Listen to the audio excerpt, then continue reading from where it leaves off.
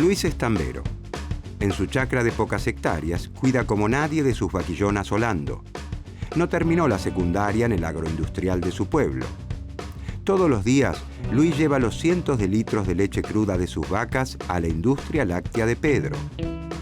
Pedro es un productor de lácteos que pasteuriza, envasa y convierte en quesos, yogures y cremas la leche de todos los tamberos de la región.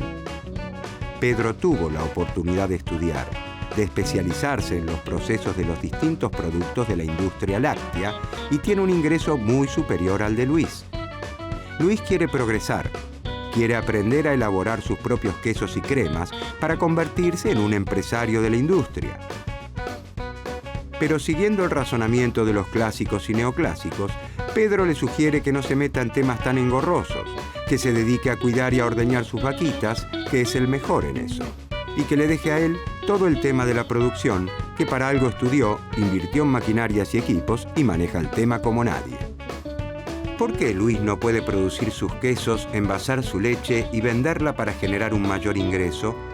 ¿Por qué ocurre algo parecido con los países que parecen destinados a especializarse en una única actividad y no pueden producir bienes de mayor calidad tecnológica para venderlos al resto del mundo y generar así una mayor riqueza para su pueblo? ¿Qué escuela de pensamiento económico podrá ayudarnos a entender estas cuestiones?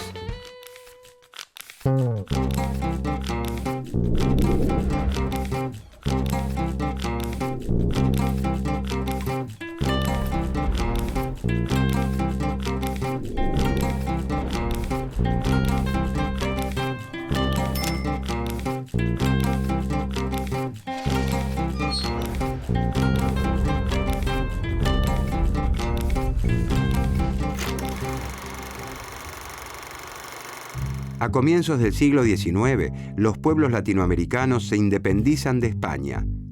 Dado que a diferencia de las colonias de Norteamérica no han desarrollado núcleos fabriles de importancia, estos países se especializan desde un principio en la producción y exportación de alimentos y de materias primas.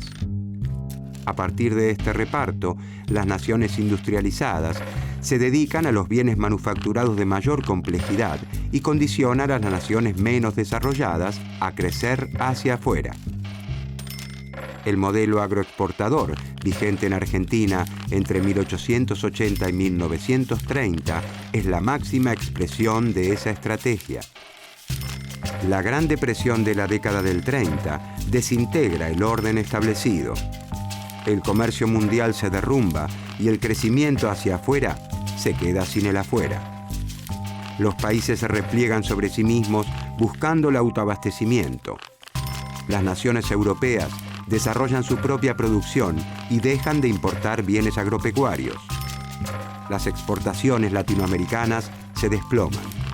A los países del sur ingresa menos moneda dura, fundamentalmente dólares, necesarios para la compra de los bienes industrializados que el norte fabrica.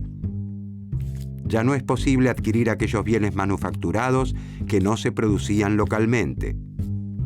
Los países latinoamericanos se ven forzados a un cambio de rumbo. No existe otra opción que fabricar aquello que venía del extranjero.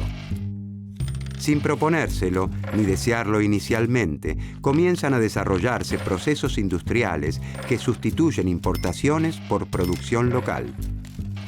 Surgen cada vez más empresas que contratan cada vez más trabajadores que ganan mejores salarios, que demandan entonces los bienes que esas empresas producen. Este esquema de crecimiento hacia adentro tiene un especial desarrollo en los países de mayor tamaño de la región, como Brasil, México y Argentina. Las incipientes empresas latinoamericanas son protegidas de la competencia extranjera gracias a los aranceles que establecen los gobiernos de la región. Además, se les otorgan créditos para que adquieran su equipamiento y se crean empresas públicas de modo que el Estado desarrolle actividades estratégicas. Se impulsa fuertemente la educación, la investigación científica y el desarrollo de la tecnología local. Se fundan organismos públicos para la difusión del conocimiento entre empresas industriales y agropecuarias. Esta estrategia de sustitución de importaciones permite reducir las compras al exterior de bienes industriales de consumo, como las prendas de vestir y ciertos alimentos. Con el tiempo, se extenderá a industrias cada vez más complejas. Sin embargo, el propio desarrollo de estas industrias comienza a generar un cuello de botella. Los países latinoamericanos no logran producir bienes de capital, es decir, bienes con los que se manufacturan otros bienes, como laminadoras de acero, plantas procesadoras de celulosa, máquinas, herramientas, bienes de mayor complejidad tecnológica. Vuelven a faltar dólares para importar esos insumos y maquinarias. En ese contexto, buscando superar esos desafíos, surge el pensamiento estructuralista latinoamericano.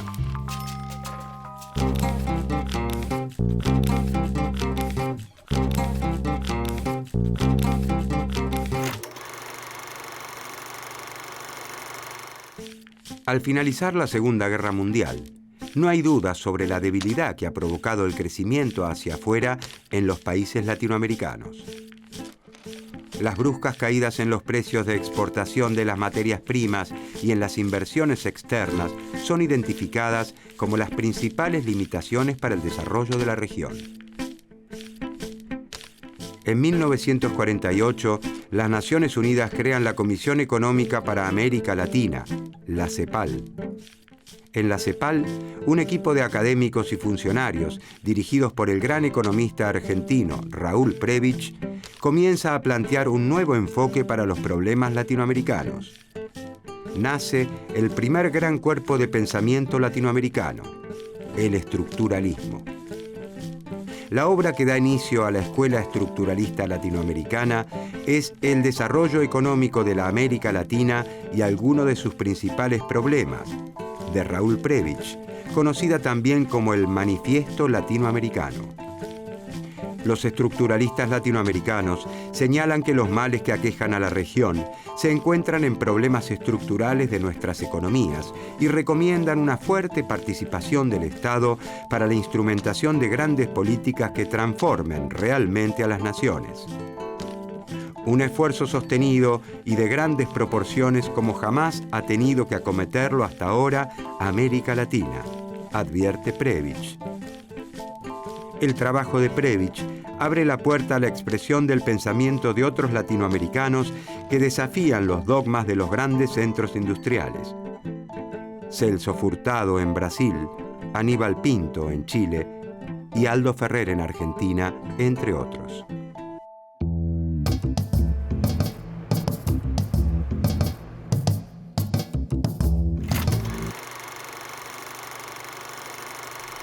El pensamiento dominante, gestado en los países centrales, establecía que cada país debía especializarse en lo que hacía mejor, como si esto último fuera algo natural y no un producto de la historia. Según esa división internacional del trabajo, los países latinoamericanos, al contar con abundantes recursos naturales, han sido condenados a la producción de bienes primarios, y a los países centrales, que disponen de abundante capital, les corresponde dedicarse a los bienes industrializados que requieren de tecnologías más modernas. Los estructuralistas se preguntan entonces, ¿por qué no podemos producir en América Latina bienes industrializados que se pueden vender más caros en el resto del mundo y que generan una mayor riqueza para nuestros países? Los estructuralistas señalan entonces que existen dos polos con desempeños y realidades bien diferentes, el centro y la periferia. Pertenecen al centro los países que marcan el rumbo de la economía mundial, naciones industrializadas con poco desempleo y altos niveles de vida, con gran influencia en los mercados y en el sistema financiero internacional. A la periferia la conforman los países con estructuras productivas menos desarrolladas que conviven con altos niveles de desempleo, de pobreza y sujetos a las reglas de juego establecidas por los países centrales. Para los estructuralistas, las diferencias entre el centro y la periferia no se resuelven con el paso del tiempo, sino todo lo contrario. Tienden a acentuarse y son cada vez más amplias. El subdesarrollo es un modo de ser específico en ciertas naciones que requiere políticas públicas particulares para resolverlo.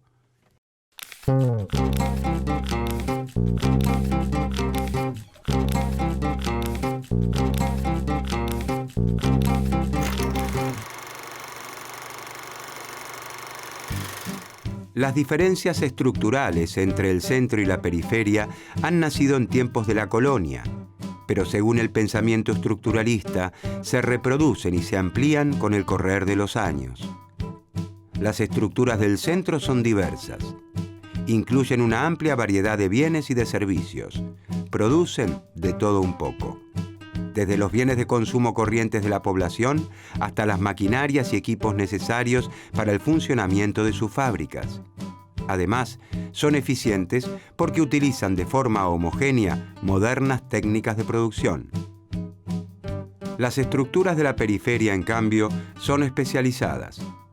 Lejos de toda variedad y diversificación, se concentran en los productos agropecuarios y minerales. La demanda de la población de otros bienes de consumo se satisface mediante las importaciones de los países centrales. La estructura, además, es heterogénea porque coexisten las actividades que se destinan a exportaciones hacia el centro y que evidencian un gran desarrollo tecnológico, con otras totalmente relegadas que solo interesan a la periferia. Como consecuencia, conviven en América Latina áreas sumidas en el atraso con otras muy modernas. La pobreza extrema con la riqueza. El sector rural latinoamericano, al incorporar equipamiento en reemplazo de mano de obra, expulsa a miles de trabajadores que se trasladan a las ciudades en busca de una vida mejor. Sin embargo, la atrasada industria no tiene la capacidad suficiente para absorber a todos esos trabajadores desocupados y a los que se incorporan como consecuencia del crecimiento de la población. De esta forma, una porción mayoritaria queda relegada y vive en pésimas condiciones en los barrios marginales que rodean las ciudades.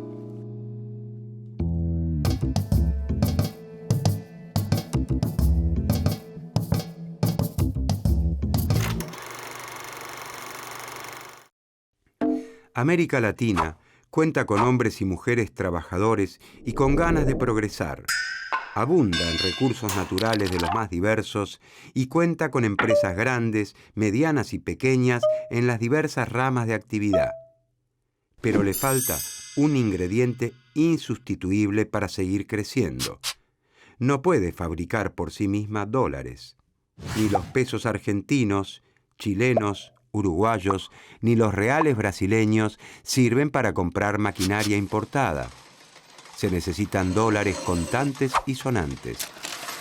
Como la existencia de dólares dependerá del éxito de las exportaciones de alimentos y de productos primarios, y estas exportaciones fluctúan constantemente en precios y en cantidades, la compra de insumos y maquinarias al exterior se ve interrumpida constantemente.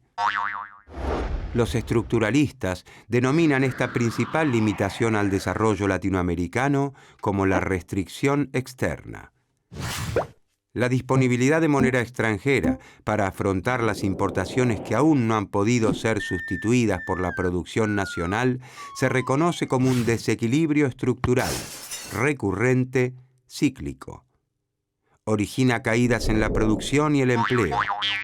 Provoca incertidumbre en los empresarios que dudan en invertir por miedo a que una nueva crisis pulverice sus ganancias. Además, para superar la escasez recurrente de dólares, los países latinoamericanos contraen deuda externa, pero no porque no tengan recursos, sino porque no disponen de moneda extranjera. Los dólares generados por las exportaciones de bienes primarios no alcanzan para hacer frente a las importaciones de bienes industrializados, porque los bienes industrializados que Latinoamérica importa son mucho más dinámicos que los productos primarios que exporta. Los avances tecnológicos les permiten a los países centrales sustituir cada vez más los productos naturales que produce la periferia por artículos artificiales, como fibras sintéticas en lugar de algodón y plásticos en lugar de caucho, entre otros. Y por otro lado son más dinámicos porque, a medida que crecen sus ingresos, los ciudadanos de los países centrales consumen cada vez más bienes industrializados diversos que ellos mismos producen. Para superar el principal limitante al desarrollo de la América Latina, la restricción externa, los estructuralistas proponen un cambio radical en las economías de la región, profundizando la industrialización.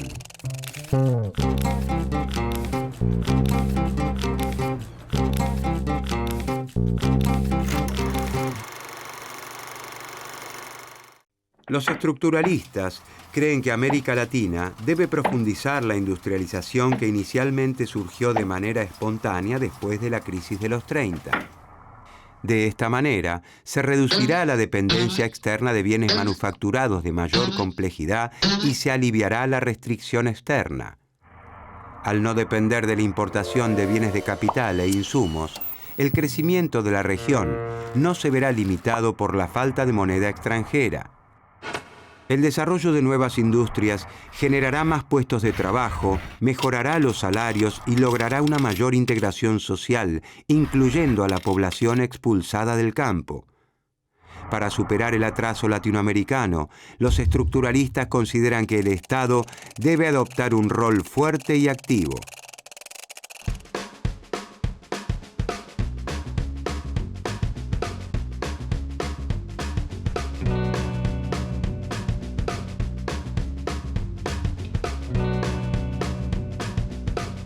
Con mucho esfuerzo, Luis, el tambero, ha estudiado una tecnicatura en procesos de la industria láctea, un plan de capacitación que el Estado lanzó para alentar el desarrollo de los productores. Con ese conocimiento, y gracias a un préstamo gubernamental que se les otorgó a todos los que completaron el curso, Luis se animó a producir sus quesos artesanales, sus mantecas. Después de varias idas y vueltas, Luis logró la primer gran aceptación de sus productos, la de su familia y sus vecinos, que los incorporaron de buen grado a la dieta diaria. Sin embargo, Luis sabe que, si quiere hacer de su emprendimiento una industria como la de Pedro, debe llegar con sus productos más allá de los límites de su campo. Necesitará más leche para procesar y sobre todo maquinarias, centrifugadoras, pasteurizadoras, cámaras, envasadoras. ¿Cómo podrá hacer Luis para desarrollar su emprendimiento y llegar algún día a competir con los productos de Pedro el Industrial? ¿Qué más tienen para aportar en ese sentido los estructuralistas sobre el desarrollo de la economía de la región?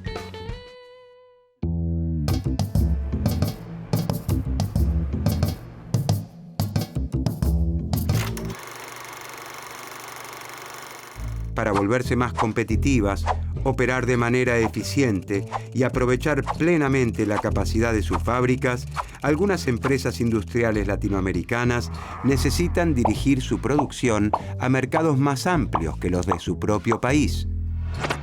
Y para lograrlo, los estructuralistas promueven la integración latinoamericana. Para eso es clave un proceso de integración regional que aliente una competencia controlada entre los países y la constitución de un mercado común latinoamericano. Ese mercado común permitirá que las empresas latinoamericanas que necesitan una demanda mayor para ser eficientes puedan lograrlo. Y será una plataforma de aprendizaje para incrementar la eficiencia de las empresas industriales que en un futuro podrán llegar a exportar a los países centrales.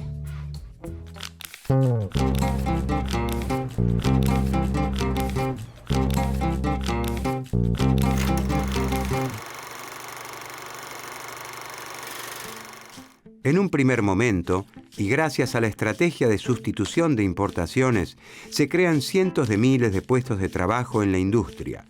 Los trabajadores reciben mejores salarios y la pobreza se reduce notablemente en toda América Latina.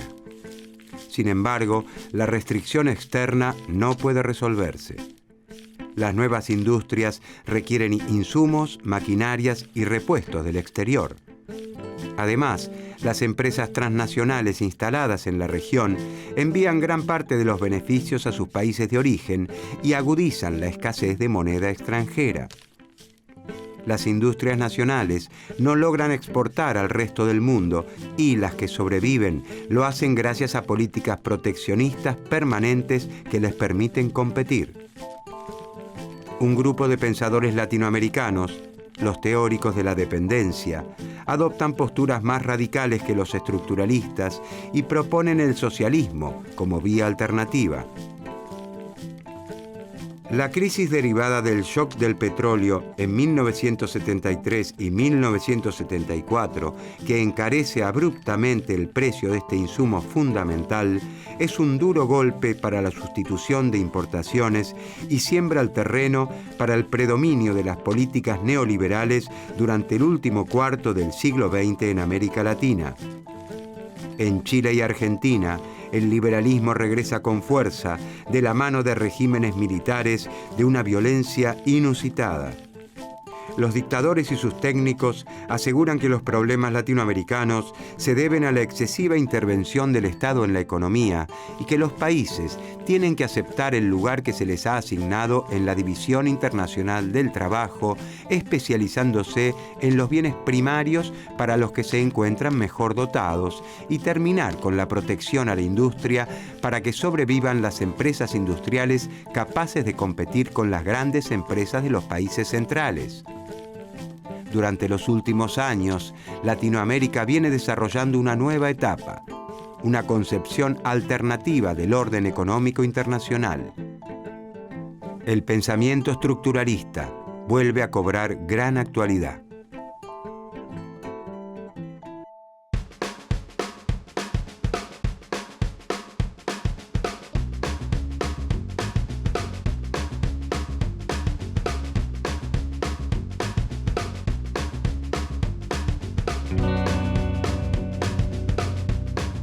El Estado ha decidido apoyar los emprendimientos de productores como Luis, que le agregan valor a su producción y generan nuevos beneficios para el país.